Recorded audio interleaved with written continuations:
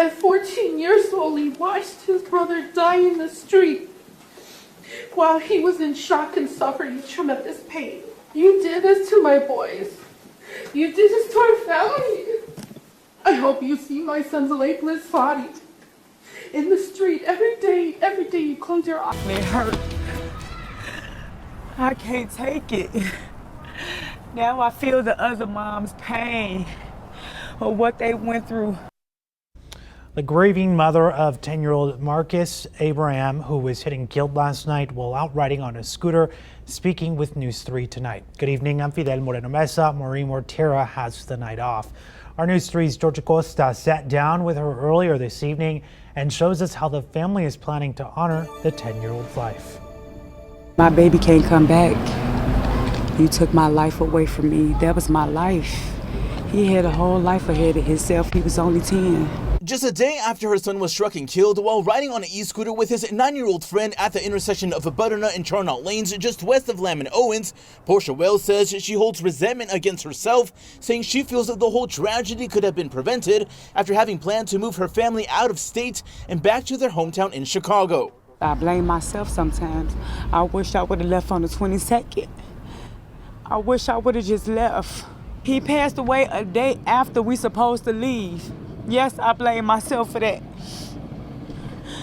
Because I feel like I should have left on the 22nd. After finding out of the preliminary details of her son's passing from Metro Police, which indicate her son and his friend had unlawfully entered the intersection before the crash, Wells says she believes more of the responsibility should fall on drivers, not only in this case, but other similar cases involving pedestrian-involved crashes. My son died during the process because he didn't have a helmet. Stop saying that. Let's talk about the driver.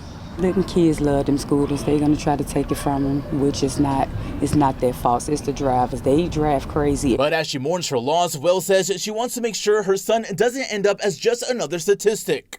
I'm not stopping. They got the right one. By the time I'm done, my son is gonna be on one of them street signs. They're gonna be saying make a right on Marquis Street in a minute. I'm not gonna stop. Wherever he passed away at, that's where his name is gonna be at. And as he tries to make sense of this tragedy, Wells says that she plans to take each day at a time, vowing to always keep her son's memory close by her side. If I had human glue, I would glue him to me by my side. He always want to go with me everywhere I go. I love you. He know I love him. I don't even have to tell him that all the time, but I do. A kid needs to know they is loved. That's why I always told him that all the time. So what are our lawmakers doing about this? We asked all the Clark County lawmakers in the Nevada State Legislature this exact question. Are you actively working to better regulate children's use of e-bikes? Good evening, I'm Maureen Mortera. And I'm Dana Wagner. This 12-year-old was hit and killed last month near Bonanza and Lamb while riding his e-scooter. Our Will Silverstein was there for the 3-hour. Thank you. We have an update now on a case we've been following pretty closely here. The driver who hit two brothers riding e-scooters, killing one and critically injured the other, will now enter a no contest plea. That's according to the Clark County District Attorney Steve Wilson. Now, last March, Christopher Soto was riding his e-scooter to the dog park with his 14-year-old brother Carlos when they were hit at the intersection of Warm Springs and Torrey Pines. Christopher died in the crash while Carlos continues to recover from his injuries. And killed on the roads 4 hours after her son crashed into a truck and died while riding an e-scooter.